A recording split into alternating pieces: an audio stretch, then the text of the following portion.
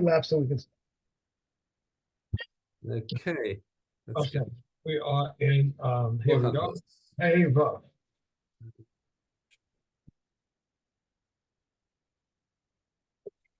Here we go. Right, pay attention, will you? Okay, here we go. How so?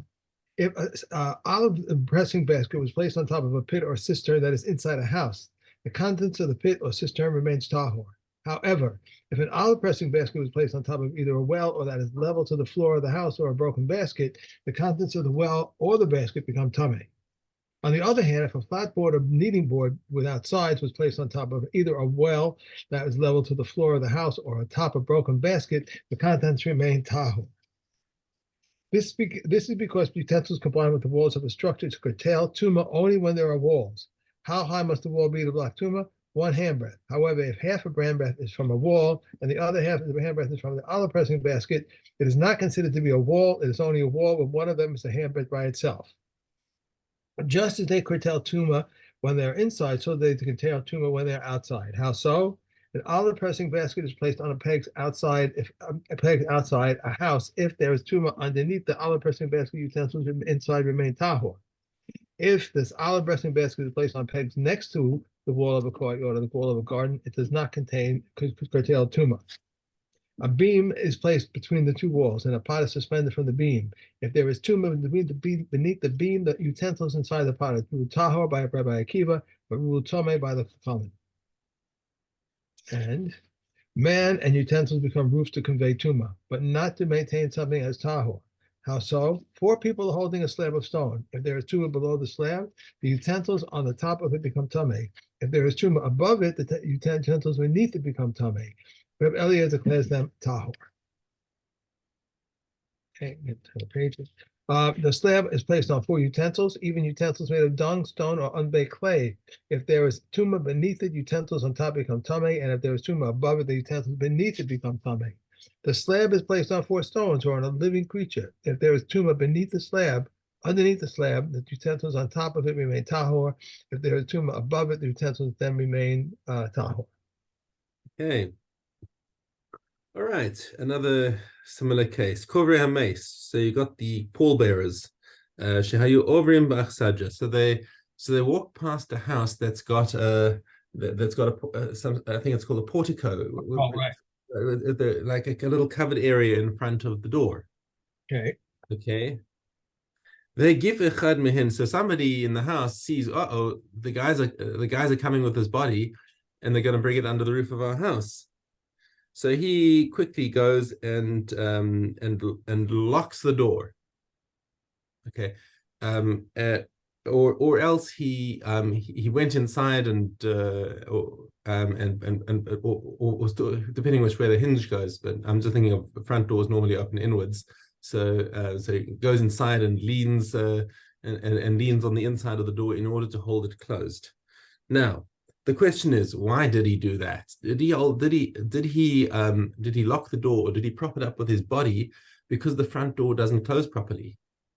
Okay, and that's the question the Mishnah asks. If the door closes and stays closed by itself without the assistance of the bolt or the person, or a key. Well, the key is not the key is just what's turning the bolt. Okay. All right. Okay.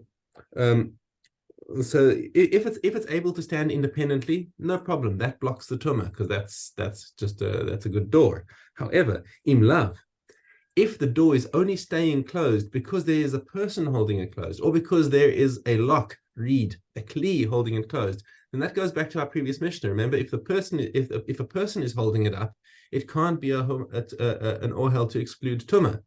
Uh-huh. Kli is holding it up. It can't be an ohel to exclude tumah. So therefore, this door that cannot stay closed unless it's got a person holding it closed or a bolt holding it closed, which is also kli. Okay, that's tameh. Okay, so then the tumah would spread inside the house. The door is open. Right. And a similar case with a barrel of figs. Okay, or kupa shel tevin, or a box of straw. Okay, so if the box, so you've got a box that's blocking a window. Now, is the box itself is would not exclude it because the box is just a kli, but what it's got inside it is straw or pressed figs. Now these are things. The Kahati notes that these must be things that are beyond animal edibility, that they've deteriorated to the point where they're no longer edible, because if they're edible, they're not going to block anything anyway. It's got to be something that's intended to be left there. So now, if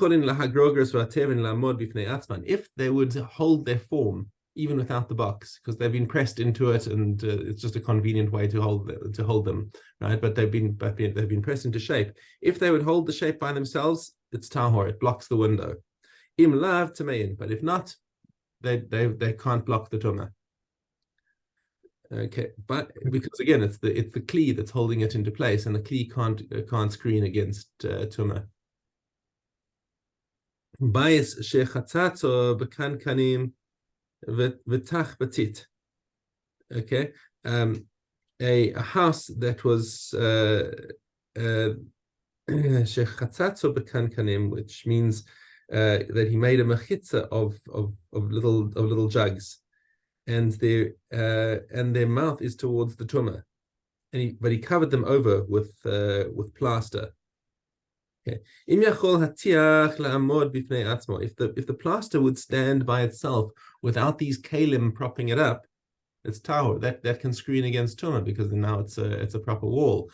But if not, if it's relying on these kalim to hold it up, and again, something that's being propped up by kalim cannot screen against tumah. Okay, Mishna Gimel. Kosel ha-mishamish is a bias. A wall that is serving a house. Okay, yidon mechza lemechza. It is judged half and half in terms of what's inside. What's actually inside a cavity inside the wall. Ketzad. Kosel shehu la'avir v'tumah b'socho. So it's an external wall of the house, and there is tumah inside a cavity inside the wall. If it's in the inner half of the wall, then the house is tameh. Okay, because the tumah is going to go out the easiest way from the wall, and then it's going to go through the house. However, whatever is above it on top of the wall is tahor, because the tumah's got a way to escape. It escapes through the house. Okay. On the other hand, if the tumah is in the outer half of the wall, the house is fine because it's protected by the wall against the tumah. Because now, if what's above the wall actually becomes tameh, because what you've got here is a tumah retzutza. It's an unbroken tumah. We're assuming that there's no cavity here. There's no tefach above the tumah. So if there's no tefach above the tumah to contain it, then the tumah just goes straight up. Okay, that's the quality of a tumah retzutza, bokas v'oleh, bokas v'yoredes. Okay, and so whatever's above the wall now also becomes tameh. Mechza lemechza, what happens if it's half and half? Abayis tameh. Then because of the doubt, the house becomes tameh. And ha'omed milamalan, Rabbi Meir metameh v'chachamim metayin. So what's above the wall, Rabbi Meir says is tameh, and the chachamim say, okay, once we paskin that the house is tahor, we're going to paskin that the top of the wall is tahor. Is that what they say? Yeah. Right. We view so it looks as though the chachamim have paskin that the tumah actually is in the house. So it's not even a safek, because if it was a safek, you'd paskin both of them tameh, which looks like Rabbi Meir's position. Okay. Rabbi Meir metame. Rabbi Yehuda omer kol hakosel labayis. Rabbi Yehuda says, I disagree with this entire Mishnah. The whole kosel belongs to the house, and even if it's a little bit, even if the tumah is a little bit inside the wall, it goes through the house. And nothing on the outside. Okay. Mishnah Daled, kosel shebein shnei batim. Now you've got two houses sharing a wall. Okay, and there's a tumah inside the wall. It's only the house that is closer to the tumah that becomes tameh. And whichever, and the house on the other side basically is tahor. What happens if the tumah is in the middle? Shneihim tameim. Then both of them become tameh. We can't distinguish between them. Okay, tumah be'echad mehen v'kelim b'kosel. Now, what happens if there are kalim being stored in a cavity inside the house, and there is in the wall, and there's tumah inside the house, inside one of the houses? So if the kalim are in the half of the wall that is closer to the tumah, they're tameh. But if they're on the other side of the wall, then they're still tahor. Whatever, it's half and half. Sorry, they are tameh. Now, mazeva. Now that was the vertical case. Now the horizontal case, where you've got a house and an attic, and so obviously you've got a ceiling. Okay, mazeva shebein habayis la'aliyah. So that ceiling, tumah b'tocha. If the tumah is inside it, mechetzi lematan habayis tameh v'aliyah torah. So again, it goes 50-50. Half of it is for the bottom. If the tumah is in the bottom half, then the house is tameh v'aliyah torah. Mechetzi lemata malan ha'aliyah tameh. And if it's in the upper half, then the attic is tameh and the house is tahor. Mechza shneim tamein. If it's 50-50, then both of them become tameh. Tumah be'echad mehen v'kelim b'mazeva. And if there's tumah in either the house or the attic, and there are kalim being stored in the ceiling, mechzer klape tumah tamein. If it's from the mechetzia klape tumah, if it's in the half that's facing the tumah, then it's tameh, and if it's in the other half, then it's tahor. Mechzer lemechzer harein tamein. If it's in the middle, they're all tameh. Rabbi Yehuda comes up and says, I disagree with this entire Mishnah. Again, Kol hamazeva la'aliyah.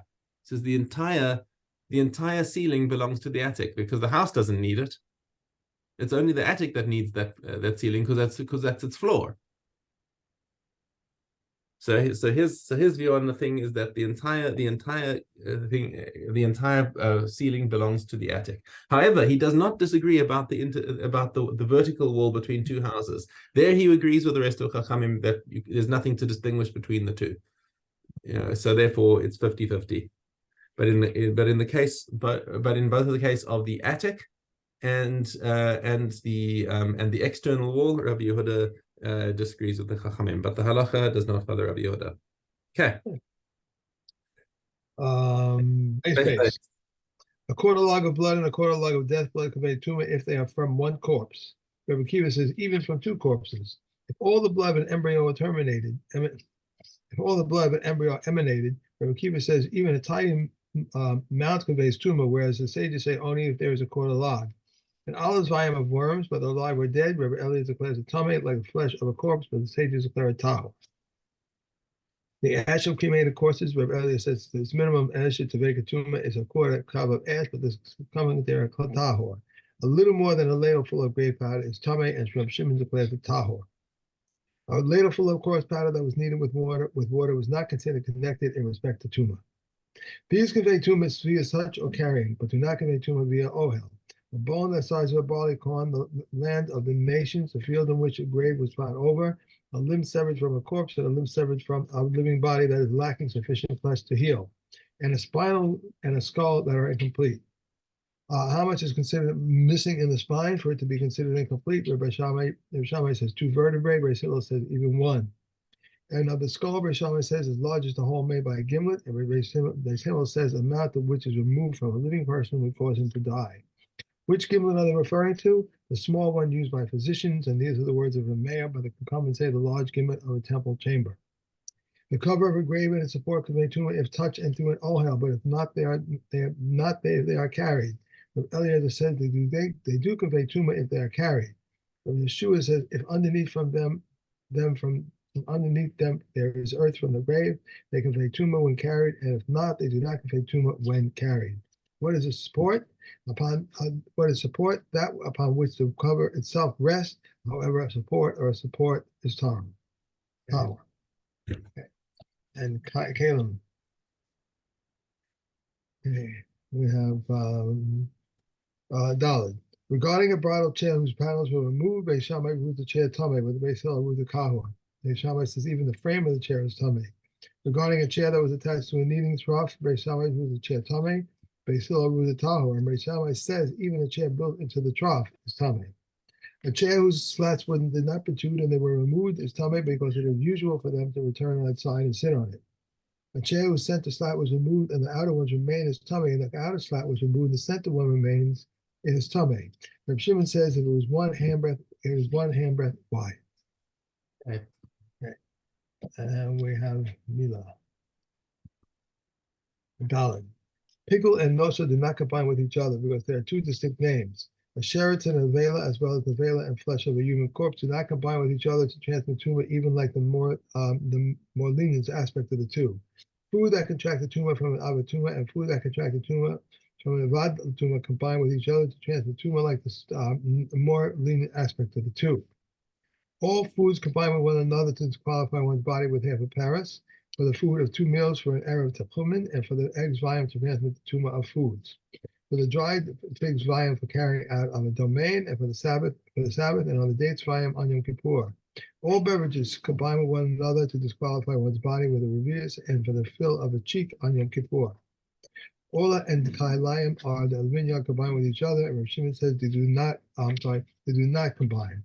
Cloth and sack, sack and hide and a mat combine with one another. Rav Shimon says since they are fit to contract tumor as a seat. Okay. We are on to Ohalos.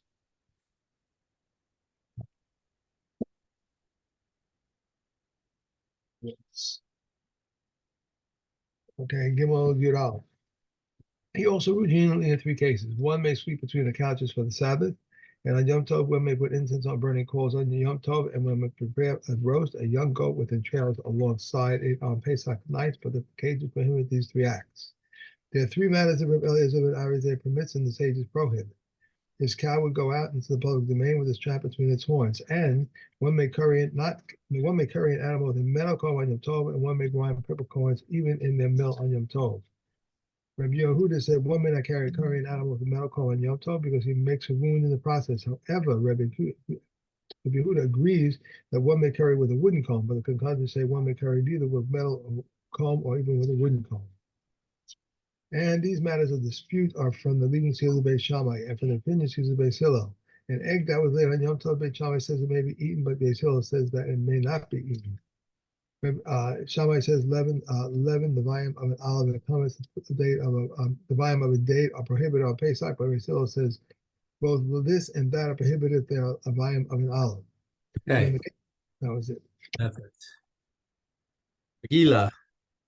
The thing about Yom Tov and the egg, it comes from Makos. The same thing with Makos. We have the same thing, not Makos in Be'ah.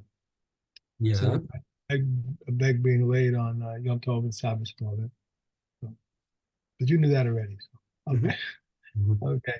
The Daled. If one says, I will not go before the ark in colored clothing, he may not even go in white clothing. If he says, I will not go before the ark in sandals, he will not even go barefoot.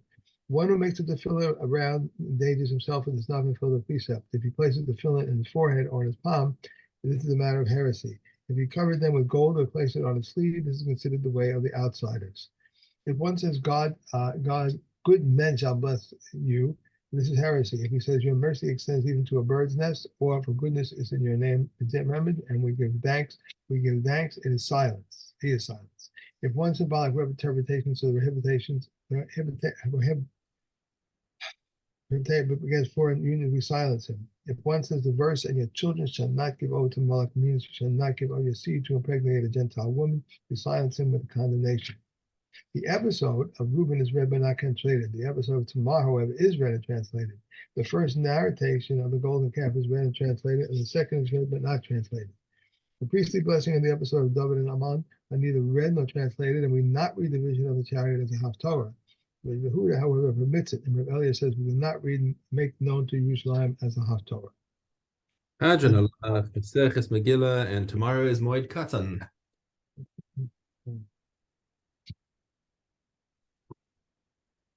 Talayim, Dalet. If it was sown and he planted, if it was sown and he decided to plant it, he may not say, I will plant and then I will turn over, but he must turn over and then plant. If he planted and decided to sow it, he may not say, I will sow and then I will uproot, but he must uproot and then sow. If he so wishes, he may cut down to less than 1 handbreadth, sow and then uproot. If his field was sown with caraway arum, he must not sow on top of them, but they only produce after 3 years. If aftergrowth of asatis sprang up among grain, and likewise if several species sprang up in the area of a threshing floor or among fenugreek diverse plants have grown up, he is not required to weed them out. If he weed it or cut them out, he is told uproot all except one species. If one wishes to lay out his field in beds, each serving different species, but Shammai says 3 opening furrows, but Rasil said the width of a Sharon oak and the words of these are close to the words of those. I think I started too soon. I think Mishnah 4 we had done already. No, that's right. We hadn't done Mishna 4. That's Okay, it. all right. All right. Okay, that's it. We're done. Done. Okay. Have a great day. Enjoy. Thank you. All day. Bye.